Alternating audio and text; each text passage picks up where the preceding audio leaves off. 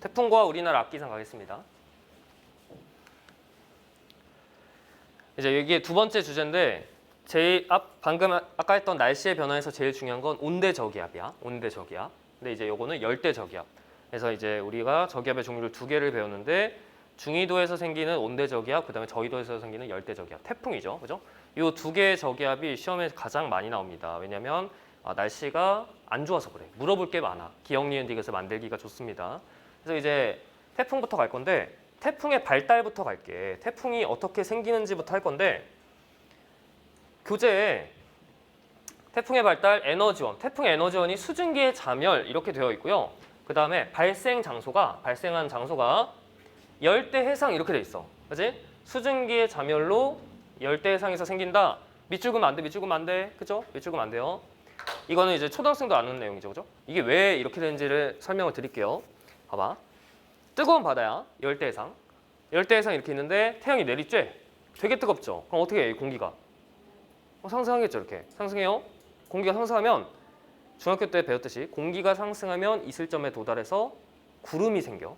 구름이. 근데 구름이 생기면 기체가 액체로 바뀌는 거거든. 기체는 에너지 레벨이 높고 액체는 에너지 레벨이 낮아. 이것도 중학교 화학이에요. 그래서 기체에서 액체로 바뀝니다. 응결하게 되죠. 이때 에너지를 방출한다. 응결열을 방출해. 이걸 수증기의 자멸이라고 해. 수증기가 구름이 되는 순간 에너지를 방출해. 이게 수증기의 자멸이야. 더 심플하게 말하면 구름이 생기면 에너지가 방출돼. 여기까지 됐죠? 그죠? 그래서 열대해상에서 상승기류에 의해서 구름이 생겼습니다. 그럼 에너지 빵 방출. 그럼 주변을 더 뜨겁게 하겠죠? 어떻게? 주변에서 또 상승기류. 그럼 구름 또 생겨? 에너지 빵. 그럼 주변을 또 뜨겁게 해? 그럼 또 상승기류. 그러면 또 구름 생겨? 에너지 빵. 또 상승. 이게 계속해서 연쇄 반응이 계속 일어나는 거야. 근데 바다니까 수증기가 무한에 가까워. 그래서 상승기류가 엄청나게 세집니다. 여기까지 됐죠? 그럼 상승기류가 엄청 세면 주변에 있는 친구들이 몰려들기 시작해, 이렇게. 수렴해. 근데 이때 규모가 되게 크니까 전향력에 의해서 반시계 방향으로 회전하면서 수렴하게 됩니다. 북반구에서. 그럼 계속 반시계 방향으로 돌면서 힘을 받아. 계속 가속해. 가속하다 보면 너무 빨라져서 풍속이 17m/s가 넘어가면 태풍이라고 이름이 딱 붙습니다. 여기까지 괜찮죠? 방금까지 한 얘기는 시험에 안 나온다. 그죠? 시험에 나오는 거를 밑줄을 그으세요. 시험에 나오는 건 요거 예외를 외워주셔야 합니다. 예외. 뭐냐면 열대 해상임에도 불구하고 태풍이 안 생기는 곳입니다. 첫 번째 적도해상. 적도가 제일 뜨거운 거 아니야? 근데 적도에서는 태풍이 안 생긴다. 왜 안 생긴다? 이거 왜 안 생겨요? 전향력이 없어서. 지난 시간에 잠깐 언급했는데 여기 참고 메모하세요. 코리올리포스 전향력은 식이 어떻게 되냐면 EMV 오메가 사인 위도 이렇게 돼서 전향력의 크기가 위도항에 비례합니다. 사인 위도 값에 비례해. 근데 적도는 위도가 제로. 그래서 전향력이 제로가 됩니다. 전향력의 식, 요거 식은 지구과학 2에서는 암기하셔야 돼요. 실제로 계산도 합니다. 지구과학 2에서는. 근데 지구과학 1에서는 계산은 안 한다. 근데 뭐가 나오냐면 적도에서는 전향력이 작용하지 않는다라는 사실은 나와. 시험에 지구과학 1에서는. 그죠? 그래서 적도에서는 뜨거워서 공기가 상승해. 그래서 주변에서 공기가 몰려드는데 회전을 안 하니까 가속이 안 되고 그냥 몰려들어서 비만 오는 거야. 태풍이 안 생긴 거야. 비는 많이 오는데. 이게 적도예요. 그죠? 페루 연안 가겠습니다. 페루 연안에서는 무슨 일이 벌어지냐면 용승에 의해서 심해의 차가운 바닷물이 표층으로 올라오는 현상을 용승이라고 합니다. 바다 밑에 있는 아주 깊은 곳에 있는 바닷물이 이렇게 올라오는 거야, 표층으로. 페루 앞바다에서 특별하게. 그죠? 용승에 의해서 수온이 낮다. 생각보다 낮다. 열대해상이면 수온이 한 이 정도는 돼야 되는데 페루는 이 정도까지 안 된다는 거지. 수온이 차가워서. 근데 왜 굳이 페루 앞바다에서 용승을 할까? 요거는 다음 단원에 등장을 합니다. 다음 단원에. 그죠? 그래서 엘니뇨 라니냐 할 때 페루가 다시 한번 등장해서 그때 한번 다시 보도록 하고 이걸 알아두셔야 합니다. 이 두 개. 그죠? 그래서 페루가 어디냐면 페루가 이쪽입니다. 이쪽 여기.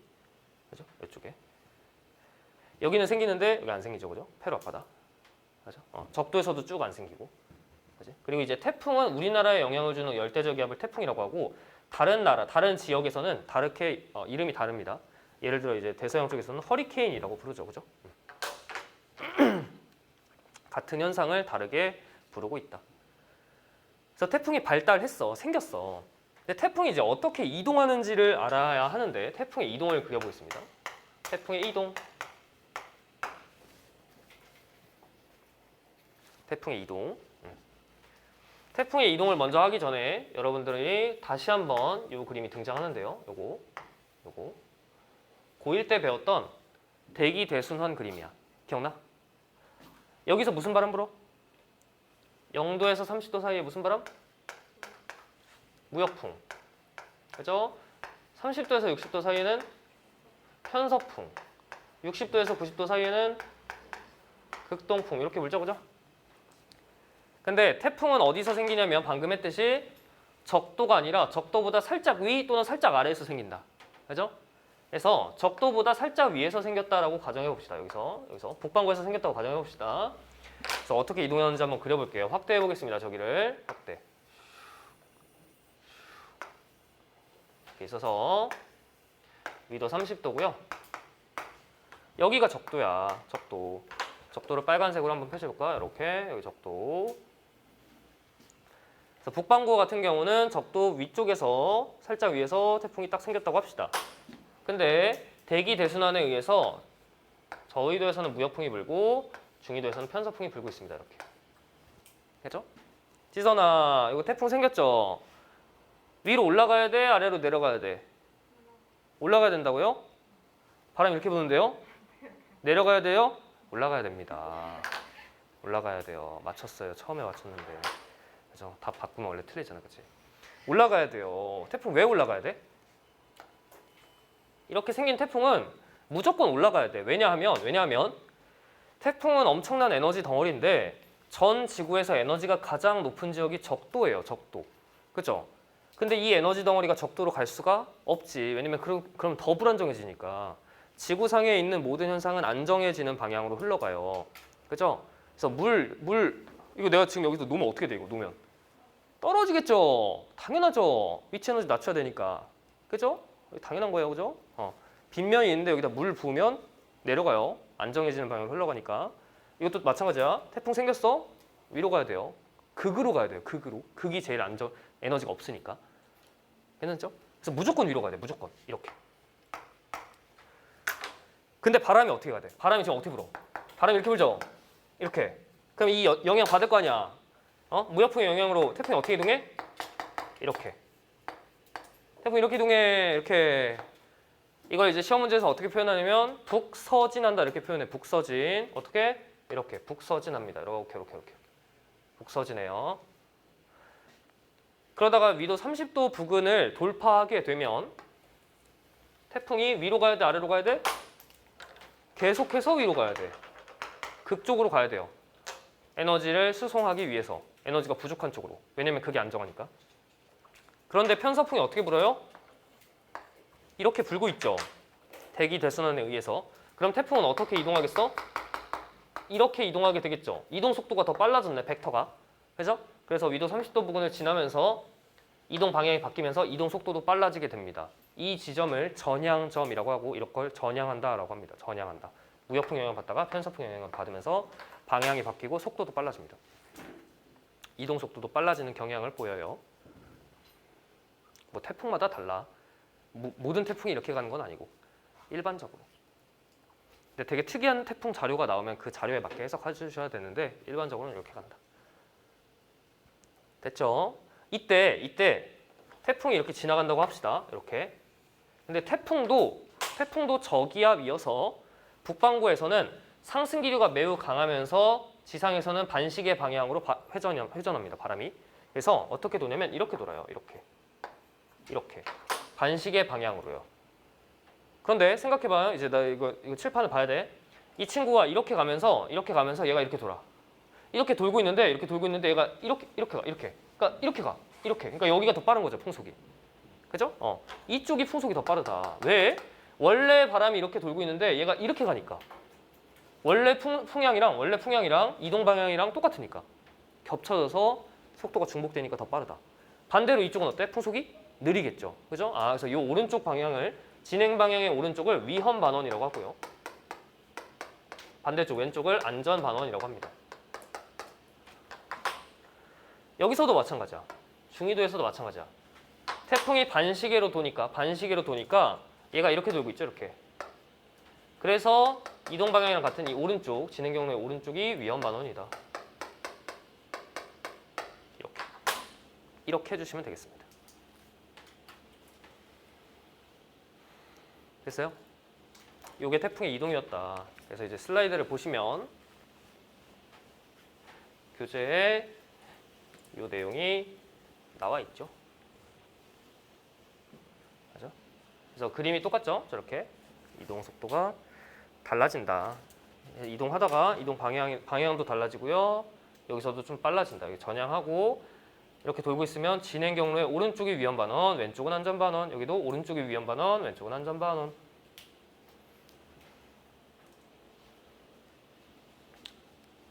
질문 있는 사람? 됐어? 오케이. 이제 이걸 지울게 얘들아. 이거 지울게. 이거 지운다.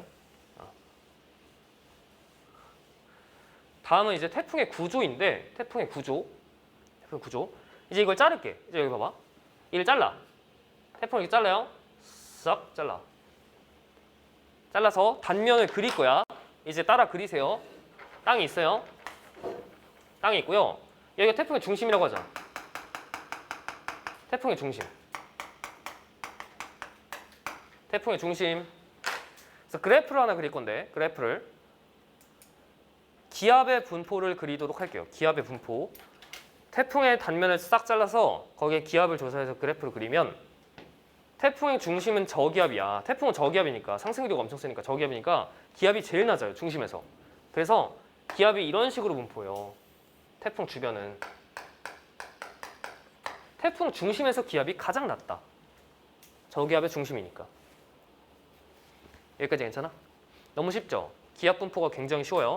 근데 풍속이 조금 어려워. 풍속을 한번 그려볼게요. 풍속을 이렇게 그려야 해요. 풍속, 태풍의 중심으로 갈수록 풍속이 빨라집니다. 태풍의 중심으로 갈수록 풍속이 빨라지는 경향을 보인다.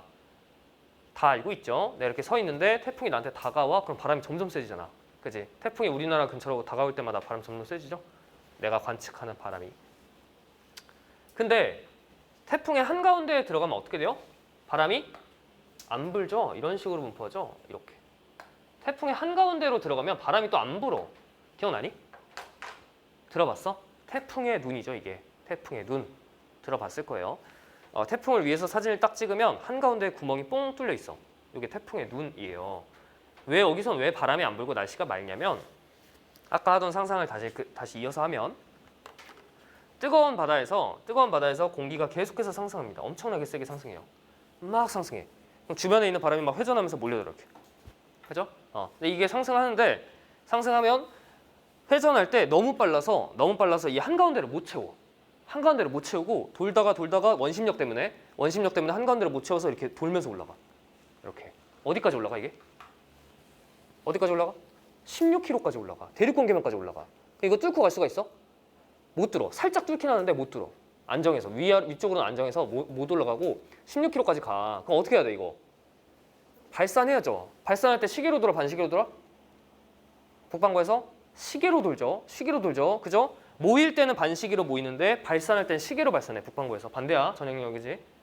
시계로 발산해요. 근데 이 한가운데를 진공으로 남길 수는 없잖아. 그죠? 이렇게 타고 들어와서 이렇게 타고 올라오는 이 원기둥, 이 한가운데를 진공으로 못 남기니까 발산하는데 일부가 안으로 들어온다고 이렇게. 그래서 약하게 하강기류가 있어서 구름이 안 생겨. 공기가 상승해야 구름이 생기는데 하강기류가 있어서 한가운데 구름이 안 생겨서 뽕 뚫려 보여요. 그리고 이 센 바람이 지상에 있던 가속된 센 바람이 여기를 못 채워. 그래서 바람이 안 불어요. 이게 태풍의 눈이에요. 그죠? 그래서 관측이 이렇게 돼. 이렇게. 됐죠? 태풍의 눈에서는 날씨가 매우 맑다. 그래서 지금 여기 써 있죠. 태풍 중심에서 약한 하강기류 생기는 곳이 태풍의 눈이고요. 맑은 날씨 있고 약하게 바람이 분다. 주의사항이 있어요. 항상 낚여요. 하강 기류가 있다고 해서 기압이 높다라고 하면 안 돼. 기압은 가장 낮아요. 주변보다 제일 낮아, 기압. 됐죠? 이제 여기서 퀴즈가 있는데 퀴즈. 현재야. 지금 태풍 단면을 잘랐는데 태풍 이렇게 싹 잘랐죠? 쏙. 그죠? 태풍을 잘라서 북상하는 태풍의 단면을 위에서 바라봤을까요? 아래에서 바라봤을까요? 위에서 봤어요? 아래에서 봤어요? 남쪽에서 바라봤어? 다시 태풍이 있는데 태풍의 단면을 잘라서 이걸 그린 거죠? 아, 그죠? 근데 북쪽에서 보고 그린 거야? 남쪽에서 보고 그린 거야? 남쪽에서 보고 그렸다. 관측자가 어디 있는 거야? 여기 있는 거야, 여기. 여기에 서서 여길 바라보면서 그린 거야. 왜? 여기에 위험 반원이 있잖아. 풍속이 비대칭인데요. 비대칭인데 이쪽은 풍속이 약하고 이쪽은 풍속이 빠르죠. 그죠? 이쪽이 위험 반원이죠. 그래서 내가 여기서 바라보니까 여기가 풍속이 빠른 거야, 여기가. 그죠? 그러니까 지금 이 태풍이 칠판을 뚫고 들어가는 방향으로 이렇게 이동하고 있는 거예요. 이렇게 진행을 하고 있고, 그래서 진행 경로에 오른쪽이 위험 반원인 거예요. 여기까지 괜찮아요?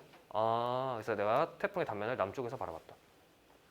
그런데 만약에 문제가 이렇게 나왔어. 이게 아니라 여기가 반대로 돼 있어. 예를 들면 이런 식으로. 이렇게 돼 있으면 무슨 소리야? 여기가 위험 반원이 되죠? 그럼 태풍이 어떻게 오고 있는 거야? 나한테 다가오고 있는 거죠. 이렇게 뚫고 나오는 거죠. 그럼 진행 경로가 이렇게 되는데 진행 경로의 오른쪽이 위험 반원인 거야. 그러니까 내가 지금 여기에 서서 바라보고 있는 거예요. 이렇게. 나한테 얘가 다가오고 있는 거야.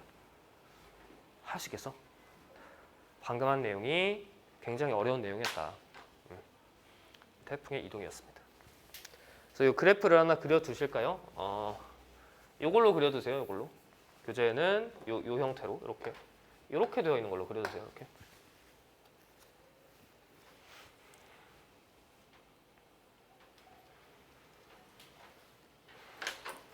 태풍의 구조까지 했습니다. 마지막으로 태풍의 소멸인데요. 기상 예보, 일기예보에서 뉴스 보실 때 태풍 소멸했다고 많이 들어봤잖아. 그죠? 동해상으로 빠져나간 태풍이 언제 소멸했다 이렇게 하는데 태풍이 소멸할 때가 되면 약해지는 거거든. 근데 태풍이 약해진다라는 의미가 뭐냐면 태풍의 중심 기압이 점점 높아진다는 거예요. 태풍은 저기압에서 기압이 낮을수록 센 거야. 그치? 기압이 높아진다는 거야. 근데 왜 소멸하냐면 육지에 상륙하거나 아니면 고위도로 충분히 바다 위에 있더라도 고위도로 충분히 올라오면 수온이 그렇게 높지가 않아. 수증기의 공급이 계속 줄잖아. 수온이 높아야 뜨거워야 공기가 상승하면서 수증기가 응결하면서 구름이 생기면서 비가 막 에너지를 계속 공급하거든. 근데 차가운 바다가 되거나 아니면 육지에 상륙을 해버려. 그럼 더 이상 수증기가 없잖아. 그러니까 에너지원이 끊기니까 점점 약해집니다. 약해진다는 게 뭔데? 세력이 약화된다는 게 기압이 점점 높아진다는 거야. 그러면 이제 소멸을 하는 거지. 그래서 뉴스에서 소멸했다고 나오는 거야. 근데 이 소멸했을 때 어떻게 돼? 갑자기 하늘이 맑아져? 안 그래. 어떻게 된다? 온대저기압으로 변질됐다. 이 뜻이야. 태풍 소멸했다 이러면 비 끝난 게 아니야. 온대저기압으로 변질됐다는 거야. 온대저기압이 뭔데? 온난전선, 한랭전 있는 거. 걔가 됐다. 그럼 어떻게 해? 걔는 어떻게 죽어? 폐색전선 만들면서 소멸하잖아. 그치? 그래서 남은 비 다 뿌리고 폐색전선 되면서 소멸하게 됩니다. 정리하면 태풍 생겼어. 바다에서 생겼어. 올라오다가 고위도로 올라오거나 육지에 상륙하면 수증기 공급 끊겨서 에너지원 끊겨서 소멸해요. 온대저기압으로 변질돼요. 그 다음에 폐색돼서 사라진다. 여기까지가 태풍 관련된 기본적인 내용이었습니다. 심화 내용으로 갈게요.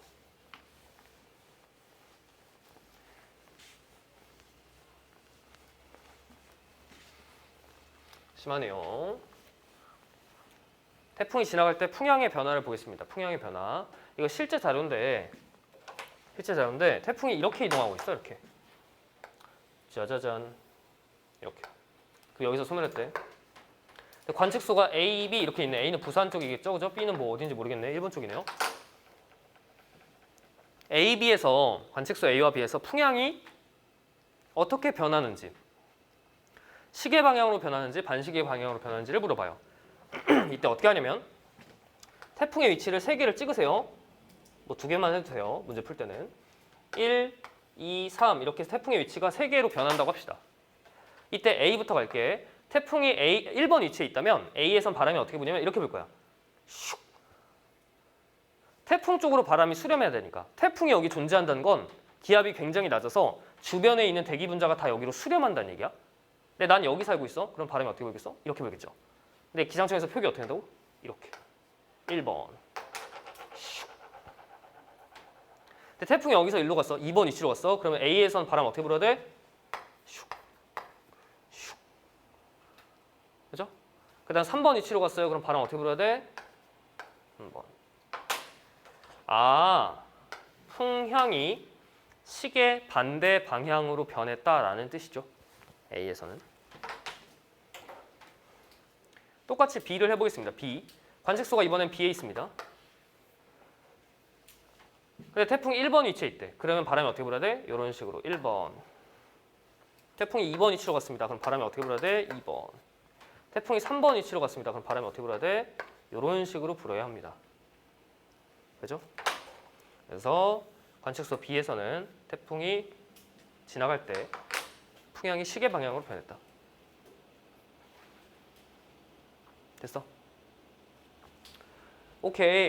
그래서 관측소 A, B 여기에 대해서 시간에 따라서 뭐 풍향을 벡터로 표현했고 뭐 반시계로 돌았는지 시계로 돌았는지를 물어본다면 대답을 할 수 있으면 된다.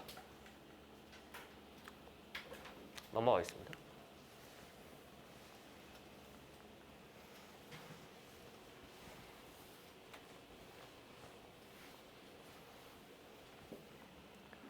태풍의 이동 경로 변화. 태풍의 이동 경로 변화. 이게 두 번째 심화 내용인데, 두 번째 심화 내용. 보시면 태풍이 지나갈 때 태풍은 여름철에 발생을 해서 여기다 그리자.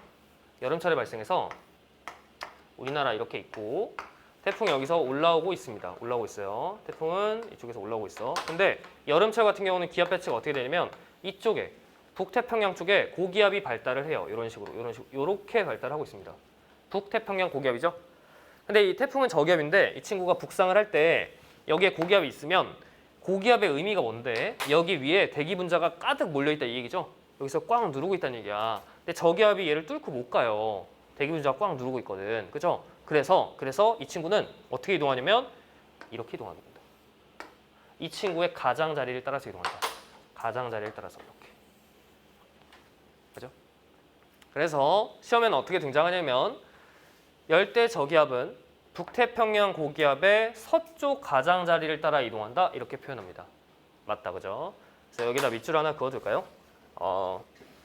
니은이죠. 태풍은 북태평양 고기압의 서쪽 가장자리를 따라 이동한다. 요 표현 알아두셔야 하고. 참고로 태풍이 올라올 때 북태평양 고기압의 세력이 점점 세진다고 가정해 봅시다.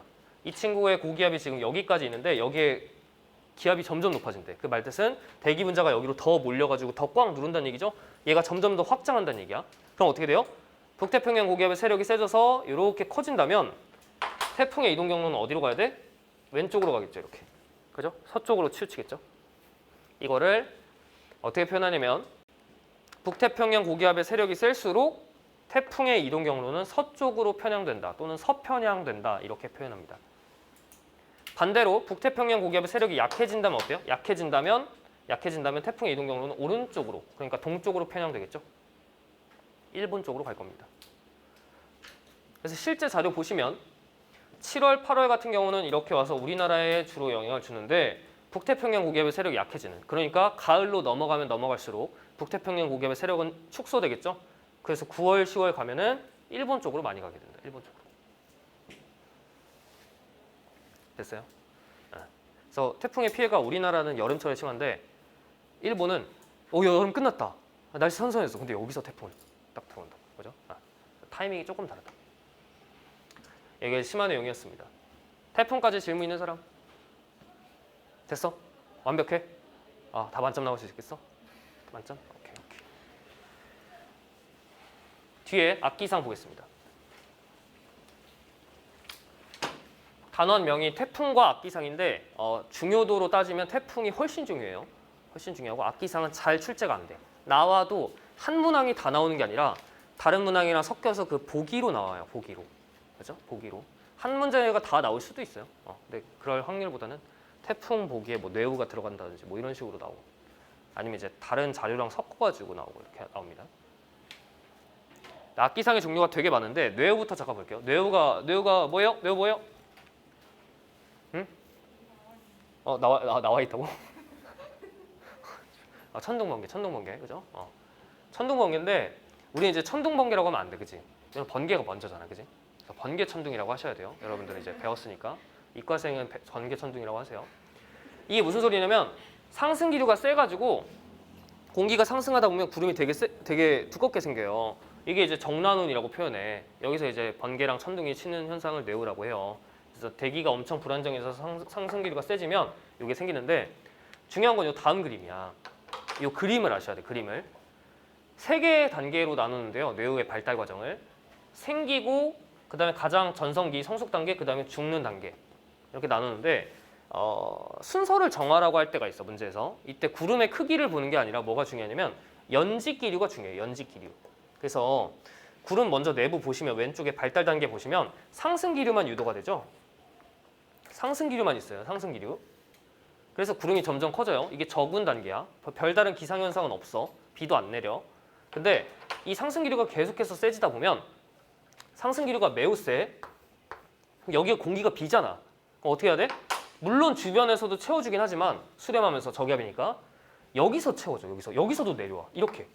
그래서 공기가 맹렬하게 섞입니다. 이렇게. 얘가 세지다 보면 이렇게 돼요. 그죠? 그래서 상승 기류와 하강 기류가 동시에 발달해. 상승 기류, 하강 기류 동시에 발달하는 게 성숙 단계다. 그럼 구름 내부가 매우 불안정하겠죠? 그래서 이렇게 정난운이 있으면 비행기가 여기 안으로 못 들어가요. 다 죽어요. 그죠? 들어가면 안 돼요. 그죠? 그래서 그 정난운 피는 곳을 피해서 항로를 설정합니다. 그래가지고 공항마다 예보관들이 다 들어가 있어요. 기지 근처에 특히 뭐 공군 비행단이나 아니면은 공항 근처에 활주로 근처에 이런 게 펴요. 이런 구름이 생겨요. 여름철에. 그럼 이제 다른 공항으로 가는 경우도 있어. 아예 여기로 착륙이 불가능해서. 그죠?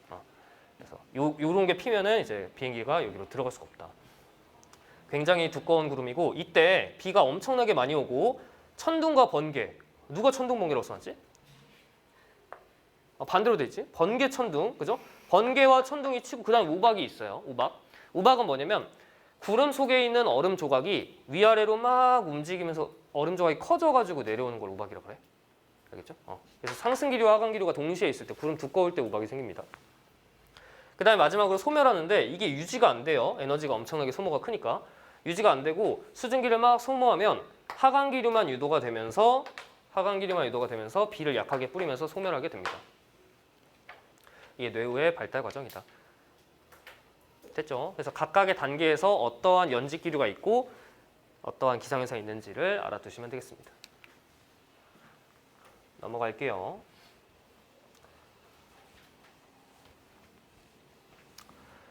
그래서 뭐 뇌우에 의한 피해 이런 거 있고 넘어갈게. 집중호우. 여기다가는 뭘 써놓냐면 참고만 써놓을게요. 참고. 우리나라 연평균 강수량 써두세요. 연평균 강수량 몇 밀리인지 기억나? 지선아 몇 밀리인지 기억나? 방학 때 했지? 기억 안 나? 괜찮아. 1500mm야. 연간 1500mm가 내려요.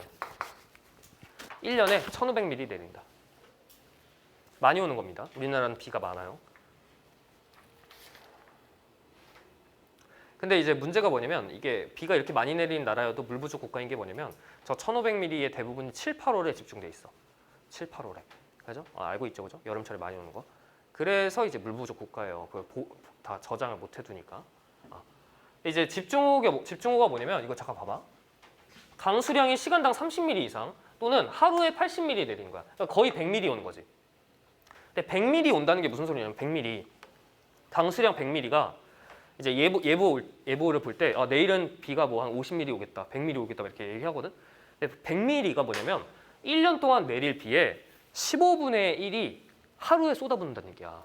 엄청나게 많이 오는 거잖아. 여기서 말하는 이거 1500mm는 비랑 눈을 다 합친 거야.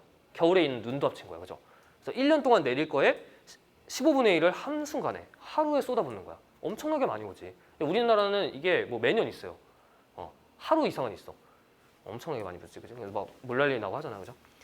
시간당 뭐 30ml? 이것도 30ml씩 2시간 와봐. 60ml잖아. 엄청나게 많다고, 그죠? 그래서 시간당 10ml가 뭐냐면 여러분들 이제 여기 학원에 있는데 교실에 있을 때 밖에서 막 비 엄청나게 오면 막 두두두두 소리 나잖아. 그게 시간당 10ml야. 그게 시간당 10ml. 그러면 학원 가야 되나 이 고민하는 정도가 시간당 10ml고 학원 안 가는 날 있지. 비 와가지고 아 그냥 안 갈래. 이게 시간당 20ml야. 그죠? 아 밖에 안 나가는 거죠. 30ml 정도면 물난리 나서 그죠? 이게 잠기고. 대전 잠기니? 잘 안 잠기지? 전에 한번 잠겼어? 가끔 잠기죠. 네, 뭐 서울에서도 뭐 강남역 침수되고 그래요. 가끔 그래요. 비 많이 오면 그죠? 지하철역 침수되고 그래. 이렇게 오면 그래요. 이렇게 이 정도면 그렇다. 이제 내가 기상청에서 근무를 할 때 그 김해라고 이렇게 있는데 부산 쪽에 있어요. 김해 여기. 그래서 우리나라 기상 관측 역사상 최대 강수량, 시간당 최대 강수량을 찍었거든. 그 역사적인 순간에 내가 함께 했었어. 물론 난 여기 있었어. 난 여기 있었어. 나 여기 없었어, 그죠? 근데 이제 여기에 그 관측되는 기록이 계속 실시간으로 업데이트가 되는데 예보실에서 시간당 100ml가 찍혀 있는 거예요. 1시간에 시간당 강수량에 100이 찍혀 있는 거야. 근데 이게 사실 말이 안 되잖아. 어떻게 100이야? 그지? 오류겠지. 관측 오류겠지. 전화를 했더니 전화를 안 받더라고. 그죠? 실제로 그런 거였어. 실제로. 그래가지고 이때 이제 그 부산에 물난리가 났는데 차가 떠다녔어. 배처럼. 도시에 차가 다 배처럼 떠다녔어. 그래가지고 이제 그 소방관들이 보트 타고 이렇게 다니면서 구조하고 사람들 구조하고 그랬다. 그죠? 그 정도였다. 1시간에 100ml 쏟아부었다. 이제 그 어느 정도냐면 그 길가에 있는 하수구들 다 역류해가지고 막 분수처럼 막 터지고.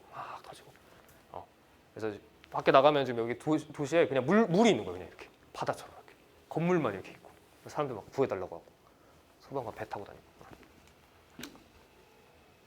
어쨌든 여기가 이 정도 온다는 게 많이 온다는 거고 이 감이 좀 있으면 예보 볼 때도 내일 비 어느 정도 오겠다 이게 좀 감이 잡힐 겁니다. EBS에서 이 숫자로 나온 보기가 있었어. 그러니까 하루 강수량이 80ml 이상이면 집중호우다 이런 보기가 있었어. 되게 지적적이지, 그지? 그래서 이 숫자를 다 외워야 되나 그런 고민은 하지 말고 그냥 이 정도만 알아두면 그죠? 감이 오니까 그지? 넘어가도록 하겠습니다. 우박인데 우박은 시험에 종종 등장하는데 어떻게 생기냐면 땅이 있는데 구름이 이렇게 생겨요. 구름이 생겨. 근데 비가 올 때 하늘에서 빗방울이 떨어지잖아. 근데 이게 사실은 빗방울이 떨어지는 게 아니라 얼음 조각이 떨어지는 거예요. 얼음 조각이 무거워져서 떨어지는 거야. 구름 속에서 얼음 조각이 커져서 쭉 떨어지다가 중간에 녹으면 비가 되는 거예요. 근데 겨울철 같은 경우는 이 얼음 조각이 안 녹고 내리잖아. 그게 눈이야. 그죠? 그래서 우리나라에 내리는 비는 다 보통 이렇게 와요. 한여름이 아닌 이상. 그죠? 이렇게 오는데 이 얼음 조각이 내려오다가 상승 기류가 너무 세면 얘가 다시 올라가는 경우가 있어요. 이렇게. 그럼 얼음 조각이 더 커지거든. 그러다가 내려와. 그러다가 또 올라가고 이러다가 내려오는 거야. 이렇게. 이게 우박이야. 구름 속에서 얼음 조각이 계속해서 왔다 갔다 하면서 계속 커지다가 내려오는 거야. 그럼 진짜 단단한 얼음으로 내려와서 맞으면 좀 아파요. 뭐 죽는 경우도 있었대. 우리나라는 말고 막 미국에 엄청나게 구름이 막 맹렬할 때 막 이따만한 거 떨어져가지고 그죠? 이거 떨어져가지고 인터넷에 검색해 보세요. 우박 본 적은 있니? 가끔 내리는데 가끔. 그지? 한 1분도 안 내릴 때가 있어. 그냥 두두두두두 진짜 얼음 조각이 막 떨어져. 이게 얼음 조각이 떨어지는 게 우박인데, 그래서 시험에 나오는 건 뭐냐면요. 요거 층상 구조 요거를 알아두시고요. 그래서 우박을 쪼개 보면 한 번도 안 해봤어 나도. 나중에 꼭 해보세요. 우박 떨어졌을 때 막 주워가지고 칼로 쪼개봐. 그럼 이렇게 층상 구조, 양파 껍질처럼 이렇게 돼 있다고 합니다. 요게 이제 시험에 등장하고, 그 다음에 요 표현, 한여름이나 한겨울에 발생하기 어렵다. 이걸 알아두셔야 되는데, 한여름 같은 경우는 우박이 왜 안 생기냐면 온도가 너무 높아서 얼음 조각이 빙정이 녹아버립니다. 얼음 조각이 녹는다. 우박처럼 발달하더라도 녹아버린다. 그래서 한여름에 잘 안 생기고요. 한겨울에도 안 생겨. 한겨울에는 구름 속에 얼음 조각이 많긴 한데 상승 기류가 좀 약해.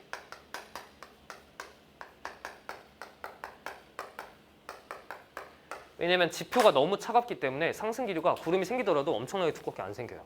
상승 기류가 엄청 셀 때 이제 우박이 생기는데 여기 안 돼. 그럼 우박은 어떨 때 생기는데? 봄, 초여름, 초겨울 이럴 때 생깁니다. 봄, 초여름, 초겨울. 뭐 5월, 6월, 그다음에 뭐 11월, 12월 이럴 때. 7, 8월에 안 내리고 1, 2월에 안 내리고 우박이. 이럴 때 온다. 그래서 중요한 내용은 요거. 한여름에 안 생기고 한겨울에 안 생기는 걸 알아두셔야 된다. 우박입니다. 요게 우박. 그다음에 다음 거 황사. 황사도 출제가 되면 물어보는 게 정해져 있는데 황사도. 황사가 뭔지는 다 알죠? 중국 쪽에서 먼지가 넘어오는 건데요. 우리나라 이렇게 있고요. 저기 중국에 또는 뭐 몽골의 사막, 고비 사막 같은데 여기 사막이 있어요. 이걸 뭐라고 표현하냐면 발원지라고 합니다. 황사의 발원지. 여기에 있던 먼지가 넘어오는 거예요. 편서풍을 타고. 그죠? 그래서 편서풍 지대니까 이렇게 있죠. 이때 황사 피해가 심할 조건이 있는데 황사 피해가 심할 조건 1번 황사가 심할 땐 어떨 때 심하냐면 첫 번째는 발원지가 건조해야 돼요. 발원지가 건조해야 돼. 이게 1번 조건이야. 발원지 건조. 그래서 계절로 치면 언제예요? 봄이다. 봄. 주로 봄. 황사 피해는 봄에 심하다. 왜냐하면 봄이 겨울 다음이잖아. 겨울 동안 땅이 얼어 있어. 땅이 막 꽝꽝 얼어 있다가 녹으면서 바스라지는 거야. 이 바스라지는 먼지들이 엄청나게 많은 거죠. 발원지가 건조해야 돼. 그죠? 근데 이제 가을엔 안 생기지. 가을에 황사 있어? 가을에 황사 없어. 그죠? 왜 없냐면 여름 다음이잖아. 여름에는 강수량이 많다 보니까 저기 발원지 쪽에 있는 사막 쪽에도 좀 땅이 촉촉해가지고 먼지가 많이 안 날려. 그죠? 이제 봄 쪽이다. 겨울 다음이. 이게 첫 번째 조건이고 두 번째 조건이 이제 시험에 나오면 좀 어렵죠. 기압 배치가 중요한데 기압 배치. 황사 피해가 심할 때는 어떤 식으로 기압 배치가 되냐면 이렇게 돼. 생각을 해봐. 발원지에 먼지가 되게 많아. 근데 되게 멀지. 여기서 바람이 불어. 여러분들 지금 밖에 나가면 바람 불잖아. 그것처럼 바람 불면 이 먼지가 여기 타고 오겠어? 바다 넘겠어? 바다 안 넘어. 그죠? 밖에 나가서 바람 불면은 뭐 내가 쓰레기 같은 거 뭐 버리잖아, 너네들. 그지? 빵 하나 먹고 쓰레기 버렸어. 날아가는데 중국까지 날아가겠어? 안 날아가. 일본까지 안 가. 그죠? 먼지가 바다를 못 넘어와요. 이렇게 가면. 어떻게 해야 돼? 여기서 상승을 해요. 상승 기류. 그러니까 저기압. 공기가 상승해. 상승해. 상층으로 가. 상층으로 가면 바람이 더 세. 엄청나게 세. 지상에서는 마찰 때문에 바람이 약한데 상층으로 가면 바람이 더 세서 편서풍이 되게 세게 불어. 이렇게. 되게 세. 그래서 공기가 상승하면 편서풍을 타고 슉 날라와. 그 다음에 여기서 하강합니다. 하강. 그래서 우리나라에 하강 기류가 생길 때, 그러니까 우리나라에 고기압이 들어올 때 황사 피해가 심하다. 기압이 이렇게 배치가 되면 황사 피해가 심합니다. 그러니까 우리나라에는 하강 기류가 있어서 날씨가 맑죠. 이때 황사 피해가 심한 거야. 그래서 황사만 아니면 놀러 가는데 이 생각이 항상 드는 겁니다. 그렇죠? 그리고 이제 이렇게 그림을 그려놓으면 질문하는 친구들이 있어요. 여기 고기압이고 여기 저기압이면 바람 이렇게 부는 거 아니냐고. 그죠? 지상에선 바람 이렇게 불 수 있지. 중요한 건 항상 어떻게 온다? 상층에 있는 빠른 편서풍을 타고 온다. 이렇게. 그죠?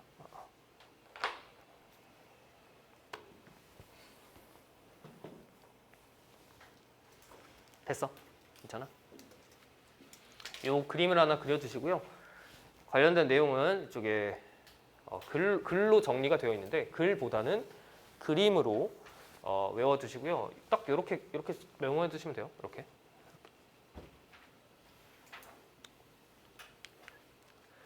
그다음 나머지는 그냥 보면서 넘어갈게요. 강풍, 바람 겁나 빠른 거. 참고로 바람을 조사할 때는 10분 평균을 냅니다. 그지? 평균 내요, 평균. 특정 기간. 5분 평균 낼 때도 있고 10분 평균 낼 때도 있고. 기상청은 10분 평균. 근데 이제 강풍 같은 경우는 겨울철에도 겨울에 바람 세지, 그지? 칼바람 불잖아. 근데 여름에 원래 바람 잘 안 부는데 태풍 올 때는 강풍주의보가 나올 수가 있다, 그죠? 그다음에 폭설은 눈 겁 나오는 거, 그죠? 넘어갈게요. 한파 겁나 추운 거, 폭염 겁나 더운 거. 틀릴 수가 없다, 그지? 근데 이게 한파가 좀 특이한 게 뭐냐면 이런 거야. 이게 웃긴 게 겨울철에 한파주의보가 주로 발생하는데 여름철에도 발생할 수가 있어요. 왜냐면 조건이 뭐냐면 최저 기온이 전날보다 10도 이하의 할강이다, 이거야. 조건이 돼. 그래서 전날보다 확 추워지면 한파주의보야. 그래서 얼마 전에도 한파주의보 있었는데 기억나니? 얼마 전에 있었어요, 한파주의보가. 4월인가? 5월인가? 5월은 아니었던 것 같아요. 4월이었나? 한 달 전인가? 몇 주 전에 있었어요, 한파주의보가. 봄에도 종종 있습니다. 왜냐면 봄에 일교차 너무 커가지고. 그래서 따뜻했는데 갑자기 비 한 번 쫙 뿌리더니 한랭선을 지나가면서 확 추워지면 한파주의보 나옵니다. 10도 이상 떨어지면서. 폭염, 뭐 열대야 이거 모르는 친구 있었는데 열대야는 밤에도 더운 거 열대야, 그죠? 여기까지가 악기상 관련돼서 했었는데 악기상 관련돼서는 뭐 시험에 나올 것만 정리를 했어요. 그거 밑줄을 그어두시면 되고 참고로 거기다 메모 하나만 해놓을까? 메모 하나만 혹시 몰라서 그 지진의 폭풍해일이 나올 때가 있어요. 해일. 이제 지금 요거는 대기 단원이니까 날씨의 변화 단원이니까 폭풍해일.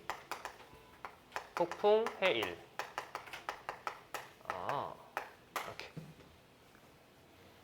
해일이 뭔지 알지, 그지? 쓰나미. 그래서 지진이 터졌을 때도 해일이 올 때도 있는데 태풍이 올 때도 해일이 올 때가 있어요. 파도가 엄청나게 커져서. 이 원리가 뭐냐면 이런 거야. 이렇게 바다가 있어. 근데 태풍이 이렇게 지나가.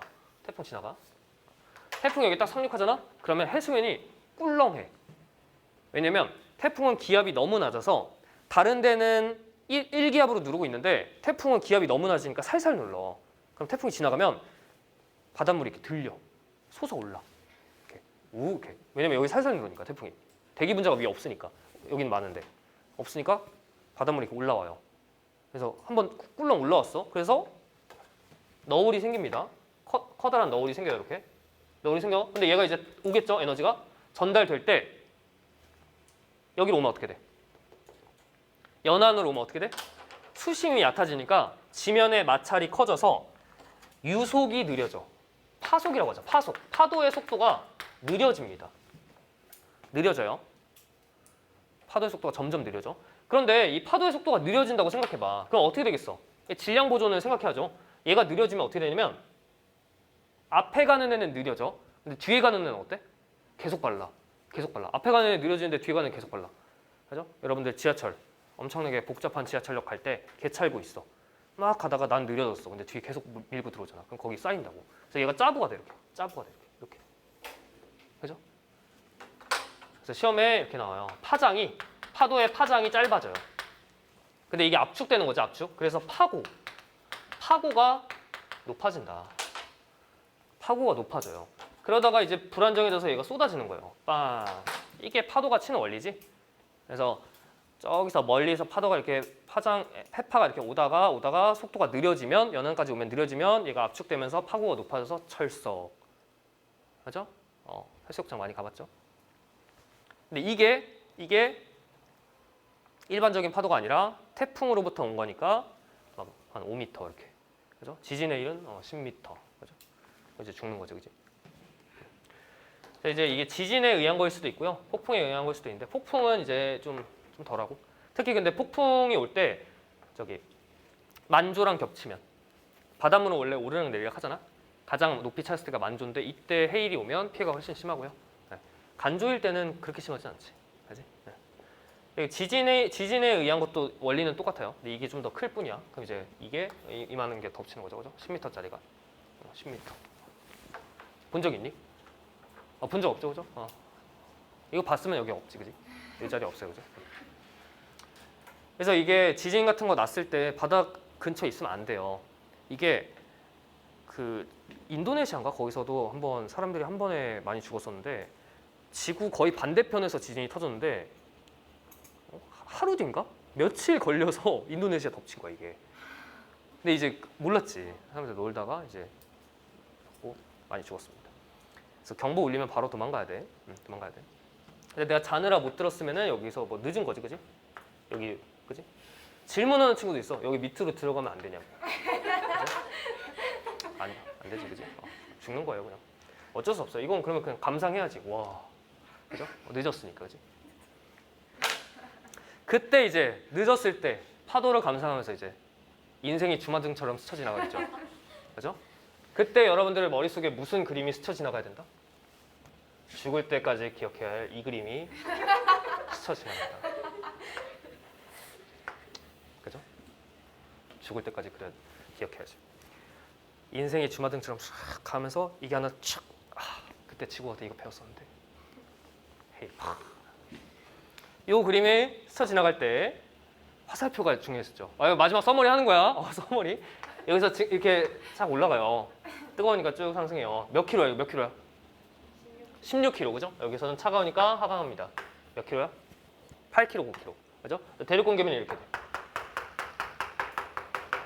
여기서 상승한 공기는 가다가 전향력에 의해서 여기까지밖에 못 가고 이렇게 세포를 하나 만들고 올라가다가 내려오는 친구랑 만나서 한대 전선대를 만듭니다. 이렇게 한대 전선대, 그죠? 그럼 지상에는 기압 배치가 나타나게 되는데 저위도 같은 경우는 여기 적도 저압대, 그 다음에 여기 위도 30도에는 고기압, 위도 60도에 저기압, 다시 그게 고기압 이렇게 됩니다. 됐죠? 그죠? 그래서 저압대, 고압대, 저압대, 고압대 이렇게 있고 그 다음에 지상에 부는 바람이 여기는 우역풍, 여기는 편서풍, 여기는 극동풍 이렇게 분다. 기억나죠, 그죠? 그래서 지금 제일 처음에 배운 게 기단이죠, 기단. 우리나라에 영향을 주는 여러 가지 기단 배웠죠? 기억나? 그죠? 그래서 우리나라가 있다고 합시다, 여기. 우리나라. 외치우자. 우리나라, 그죠? 우리나라가 있는데 북태평양 고기압, 북태평양 기단, 그죠? 그 다음에 시베리아 고기압 이런 거 생기죠? 기억나? 북태평양 고기압 이거 생기지? 이거 뭐라고 했어, 이거? 여기 아열대 고압대에 생기는 이 고기압을 뭐라 그래? 온난 고기압. 그죠? 키 큰 고기압, 대기대순환에 의해 생기는 거. 그 다음에 겨울철에 여기 시베리아 쪽에 고기압 빡 발달하면 어떻게 돼? 한랭 고기압. 기억나죠? 고기압 종류 2개. 그치? 고기압. 그 다음에 저기압 종류도 2개가 있었어요. 저기압 종류도 배웠어. 온대저기압. 온대저기압 어디서 생겨? 한대 전선대에서. 여기서 따뜻한 바람, 찬바람 만나서 전선 계속 생기죠? 어떻게 돼? 불안정하니까 공기가 뒤틀리면서 생기죠? 그래서 여기서 저기압이 뿅 탄생. 그치? 온난선, 한랭전선. 동반해서 편서풍 타고 지나가면서 날씨 변화 일으킨다. 온대저기압. 그 다음에 열대저기압. 열대저기압은 어디서 생겨요? 적도보다 살짝 위쪽에서. 근데 얘는 어떻게 해야 돼? 위로 가야 되는데 무역풍 타고 이렇게. 가다가 편서풍 타고 이렇게. 그죠? 근데 이렇게 진행할 때 여름철에 여기에 생기는 고기압의 가장자리를 따라 이동한다. 이 친구가 뭔데? 아열대 고기압인 온난 고기압. 괜찮죠? 오케이. 그래서 우리가 배운 기상 현상들이 이 정도의 스케일을 가지고 있다. 가장 큰 규모가 대기 대순환이고요. 이거에 영향을 받아서 다양한 기상 현상이 있다, 그죠? 그래서 대기 대순환이 굉장히 중요해요. 고1 때 배웠던 대기 대순환이, 그지? 그래서 우리가 배운 내용들이 이 그림에서는 이런 식으로 표현된다라는 것까지 알아두시면 되겠습니다. 잠깐 쉬었다가 문제를 풀어보도록 할게요.